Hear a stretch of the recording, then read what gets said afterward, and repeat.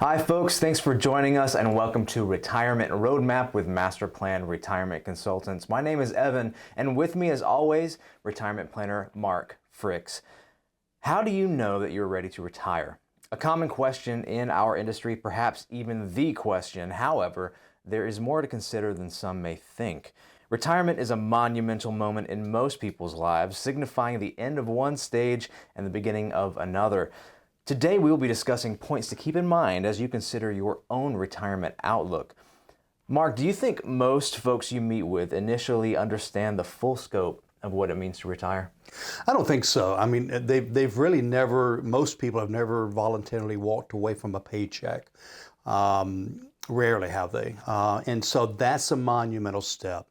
I think it's just so many mixed emotions. It's funny, I was talking to a client this morning and he's like 6 months away from retirement. And I said, how are you feeling? And he said, it's weird. He said, I'm excited, but I'm also, a little scared. I know we have a plan and we've talked about all of this, but I'm just a little anxious. And I said, well, that's normal. Sure. Just a mixed emotion, what's it going to be like? And it's like, the town inside the wall. You've heard stories, but you don't really know what it looks like. Right. Well, we are certainly going to discuss briefly the financial elements to retirement and preparing and make sure you're ready there. But more so, wanted to discuss some of the non-financial elements of retirement preparation. We will have an upcoming video and episode, depending on how you take in this content, of course, on a retirement checklist financially, so you can really go step by step. Is this taken care of? Is this taken care of? But today, it's going to be a little bit more of the other elements of retirement preparation that most people don't really consider until they find themselves in retirement. So very first and foremost, yes, the most important thing is, are you financially prepared? And from our perspective, do you have a plan?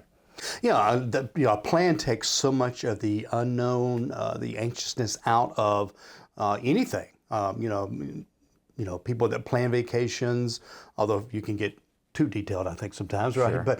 But people that plan their budget, people that plan, whatever, it goes smoother, but it also gives you a peace of mind.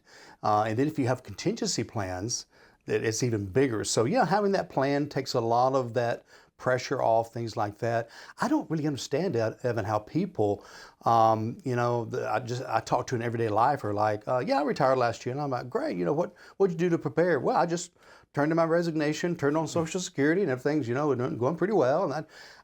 And maybe they operate that way. Maybe that's their, way of looking at life. I find that disconcerting if I were to do that. Sure, and I think it's becoming more and more difficult to do that. No matter how stable you are. We've mentioned many times before, this is not our grandfather or father's retirement. We have a completely different world that we're living in.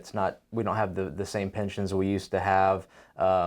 Honestly, Social Security and a pension combined probably took care of most people's situation. Many times. And now you get, the complexities of taxes, and so much of our money now, when you had a pension, you pretty much know what your tax was going to be. Right. Based on how much money was coming into your pension.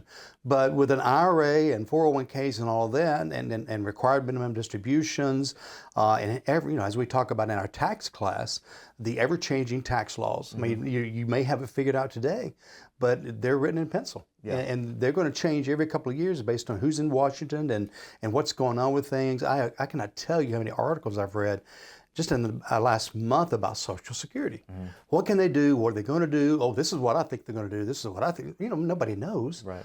Congress doesn't know. They can't agree on anything, So it's just so much more complex. And also it's a more volatile world, but it's a more volatile market. Absolutely. And so when you're dealing with markets, if you look at the history over this 20 years versus the 20 years before, we've talked about this before. The average return from 80 to 99 was almost 18%. Worst loss was 10. Well, the last 20 years, we've been averaging 6%, so a third, and the largest loss in 1 year is 36%. So it's so many more pieces coming together. And like you said, it's like, when you're a kid and you get these little wooden puzzles and there's 10 pieces. Yeah. Well, now retirement is 500 pieces, right? Yeah. And you get all the little pieces into place. Yeah, well, and then there's so much more. Like you said, pensions are disappearing, but those are defined benefit plans, meaning you know what you're going to get in retirement. We don't really have those that much anymore. Now we have defined contribution plans, 401ks, 403bs, everything else, meaning you know what you're putting in it, but you don't know what the performance is going to be like. You don't know what you're going to end up with. It's a lot harder to plan with those kind of uncertainties. Excellent point. And of course, as we've talked about before as well, having a mortgage on your IRA, you know, some of that money belongs to the IRS, and we don't know how much, depending on when you take it out and all that kind of good stuff. This is not a show or a program about that, but it's just kind of feeding into how do you do this without a plan? And I think it's getting harder and harder. Yeah, I mean, and that's just, we were talking about one spectrum of financial retirement planning. We haven't mentioned long-term care strategies, legacy goals. Are you supporting anyone at home? Do you have kids that rely on you? Do you have parents that rely on you? All of these things, I think, seek professional help. Find a holistic Maybe retirement more way planner. than one. In more ways than one, yeah, seriously. Yeah, it's not something that you want to take lightly, and you certainly want to be prepared. But again, we're going to do a full checklist episode for the financial side of retirement planning.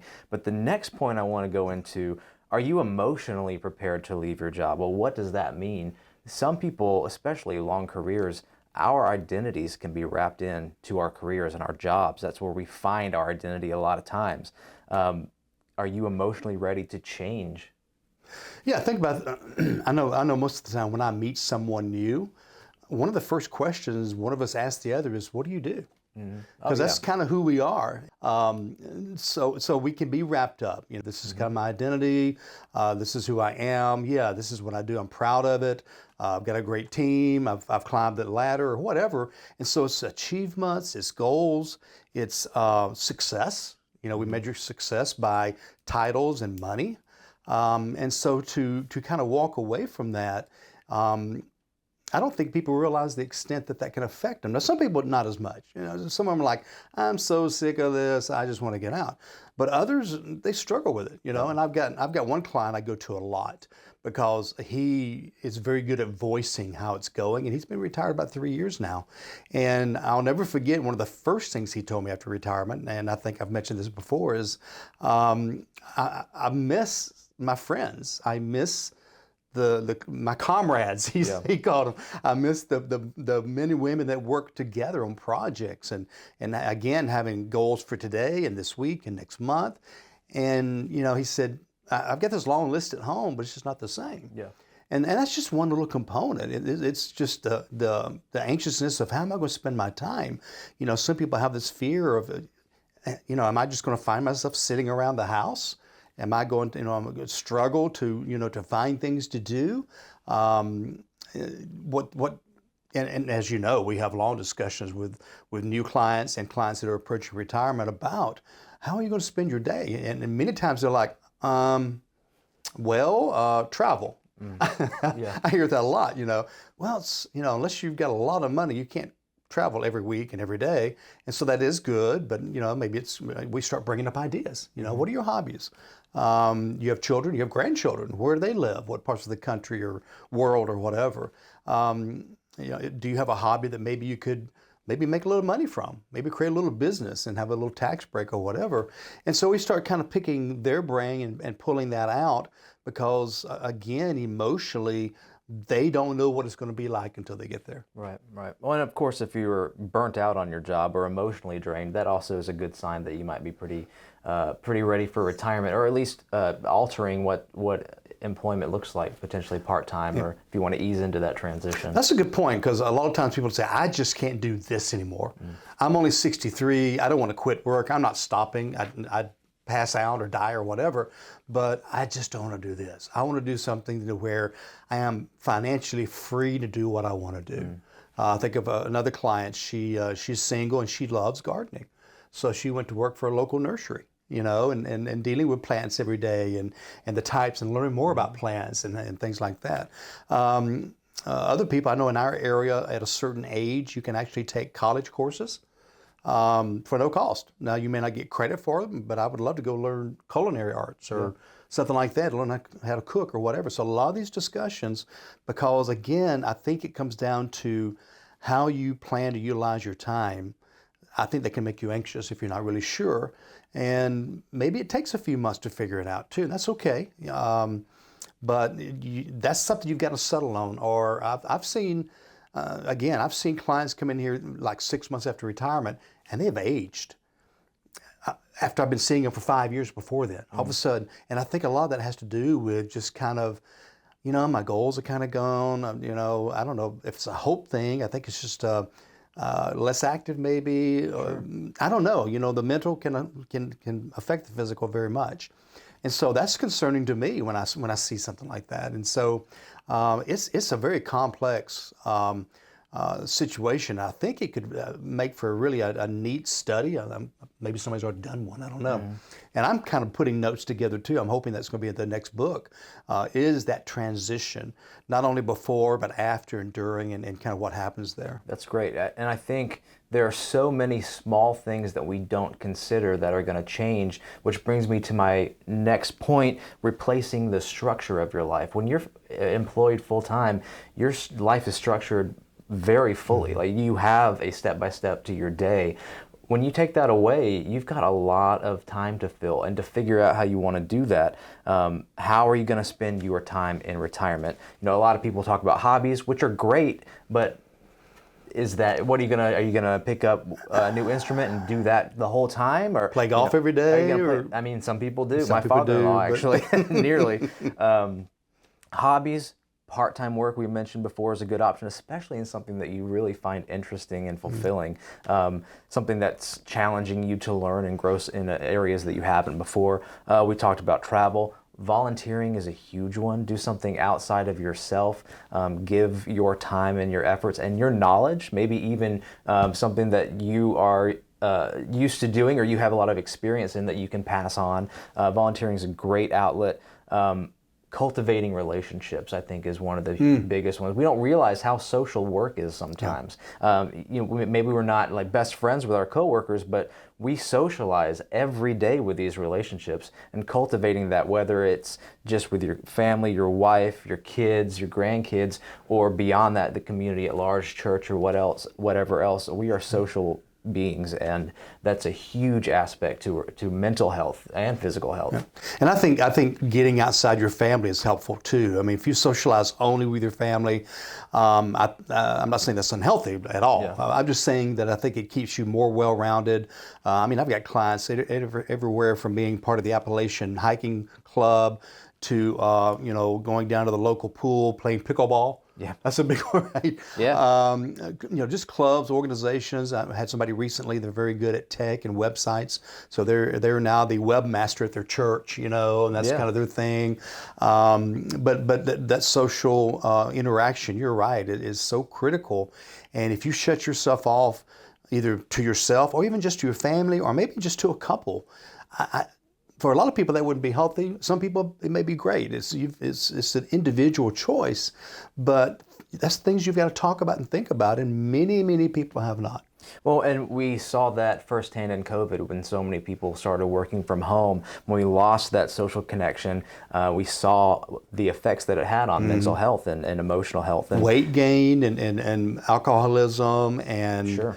If it gets that bad, spending a lot of money on a new pool, all those kinds of things. Yes. That may be that. That might be the good part. If that's in your retirement budget, but yeah, we can certainly plan for that. Yeah. I want to take one quick moment, folks, to remind you to check out our website, masterplanretire.com. We have multiple retirement resources, schedules to our webinars and seminars, classes that cover many different retirement topics. Most importantly, there's a Schedule Now button where you can schedule your complimentary consultation with Mark. That's an opportunity to discuss your retirement hopes and dreams and goals, and to get some feedback on your own plan for retirement. So feel free to take us up on that. Again, that's masterplanretire.com, or call us at our office, 770-980-9262.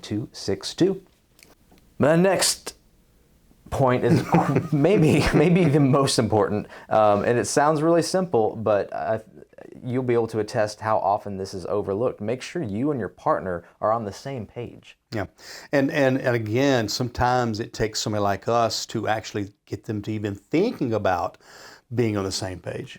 You know, and I've said this before. I'll have a couple sitting in front of me, and I'll start maybe with this, you know, one of the spouses, doesn't matter.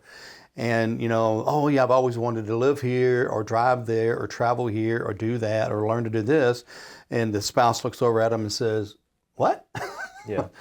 First of all, I have no interest in that. And I didn't know you did either, you know, type of thing, which may be okay. If you want to learn scuba diving and your spouse doesn't, that's probably fine. But yeah, we kind of bring, I joke a lot about maybe we need a counseling degree as well, because we've actually had one or two divorces because of retirement. I mean, all of a sudden you've got a husband and wife at home together, and until that, maybe they both worked outside the home, maybe one worked at home, maybe one was a housewife or a house husband or whatever, but all of a sudden you get two people coming together and you've not really discussed. I mean, I've told this story many times about my parents. My mom, about 2 weeks later, told my dad, said, get out of the house, go to the garage. He had a big garage with lots of tools and things to do, but she said, you're in my way. You're driving me crazy. so he did. He worked on TVs part-time. He found things to do. And they've been married like between 75 and 80 years. So it must have worked. I don't know. But we have had one or two divorces from people just getting in each other's way. Now, that probably meant they had issues before and all that stuff. But again, getting it out on the table, understanding roles and purposes, because even my mom, who was a stay-home mom almost 95% of the time, still needed purpose and goals and things like that, and you know, whether it be with my dad or whatever, but they learned how to kind of build those together. Yeah. And I think that helped a lot too. So communication, not being afraid to talk about it, not being afraid to have separate interests. In fact, I think it's healthy, like we kind of mentioned earlier. Just be honest about that, and make sure though that it fits into what money you have too.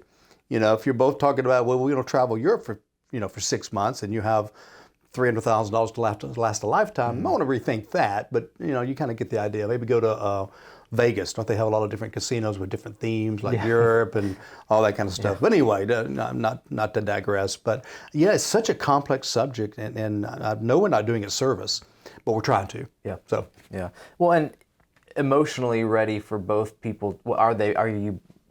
For a couple, are you both retiring at the same time? Because that can be a heavier weight if both people are experiencing all of the emotions and different facets of retirement. And if you're both doing that at the same time, we certainly have clients who do retire, the couples retire at the same time. A lot of them stagger because it makes maybe more sense financially and for their financial plan, but not always. Sometimes they retire together. And just considering, okay, what is that initial shock to the system, shock to the lifestyle going to be if we're both suddenly out of structure and it just kind of cast away into this big open sea of time, available time. At the same time, yeah. I actually, three clients come to mind immediately where they staggered, and part of it was because of age. You know, one partner was older than the other and had been at the job longer, and maybe the other one wasn't old enough to be on Medicare or something, whatever. But one was about 5 years. The husband retired 5 years before the wife did. So he learned to cook. So when she came home, dinner was on the table. And I've actually have two clients they you know, honey, as long as you're willing to work, and you know, the other partner loved what they did, so they kept working, and you know, the husband learned to cook, you know, and cook really well, and would have dinner on the table when they came home, have the house clean. And so that's a way of saying, well, you know, I'm going to learn how this works. You love what you do, go a few more years, but they still had a plan. Yeah. They still talked about it. They still knew what they were doing. And so, yeah, I think that's a great point, Evan, is have one ease into it, kind of learn how it works, whether it be, like you said, financially or emotionally, whatever it may be.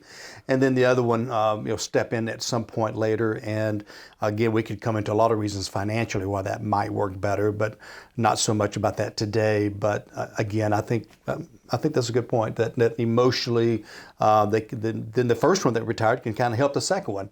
This is what it's going to be like. You know, the thing I hear from almost every retiree is, you know, we're having a meeting, have a good weekend. Well, every day's a weekend, you know, whatever, you know, type of thing. So, so anyway, it's a subject that we probably should have had a guest, a psychiatrist or psychologist or somebody that could. Yeah, maybe we will sometime. We should do that. Yeah. So the next point we touched a little bit on, but I want to give a little bit more detail on it. Plan for health, and that's maintaining. If you don't already have an active lifestyle, plan for that and use the opportunity to change your patterns in life if you don't already pursue an active lifestyle. And I don't mean that everyone has to be on a CrossFit competition team or anything else like that. Even if it's just walking and getting your steps in daily, there's so many benefits that come with that. Longevity, of course. Even if it could be social, so maintain if it's a team sport like we discussed pickleball, or even your walking buddies or something like that. Maintaining consistency in a healthy lifestyle can carry many benefits. Obviously the physical health, but we also know our mental and emotional health is directly affected by our physical activity.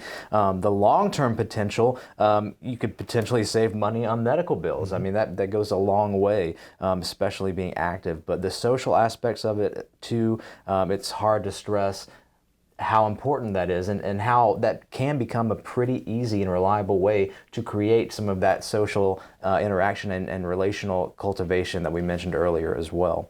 Well, I think maybe a lot of people may not realize how much exercise they get from going to work.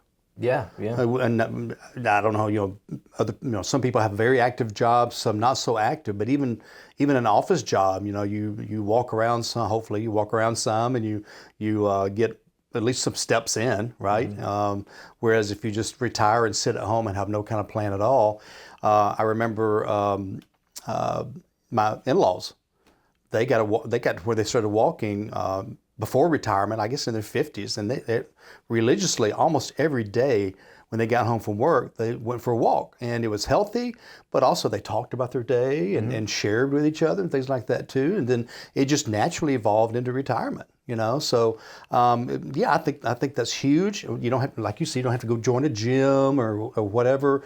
It can be something as simple as walking, biking, swimming is a big thing. I think for folks as we age, it's easier on our bodies.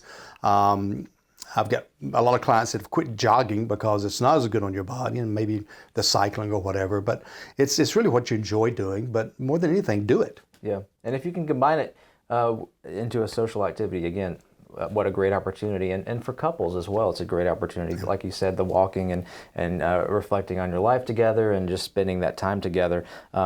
There's a kettlebell coach that I follow some of his advice and some of his direction, and he says to train like it's your job. And that doesn't mean that, okay, 8 hours a day I'm training, but it means the consistency and dedication to the time allotted, that becomes your job. And hey, guess what? If you're retiring, you've got a lot of job time available. So interesting mental approach to that concept. Like that. So the last thing I want to mention before we close out, I didn't realize how close we were on time. Give yourself time to adjust. How are you feeling in retirement? Have an opportunity to reflect. Are there unexpected difficulties that have arisen? Adapt your plans, set new goals, stay curious, and be easy on yourself. And that's kind of, I think, a way we can help a lot too, because we have clients come in maybe a month or two after retirement, and then 6 months again later, or stay in touch with us. How's it going? What's going on? Not just financially, but again, what are you doing? How are you spending your time? Things like that. So that's kind of a checkup. And so I think that is important as well. Yeah. Sure. Well, just as we know, creating the value in a financial plan for retirement also, what are you going to do with your days? So we really appreciate you guys joining us today. Mark, would you like to share any parting words? Just bookmark the website, masterplanretire.com. Take advantage of the complimentary consultation. And remember, always, plan well and prosper. Take care.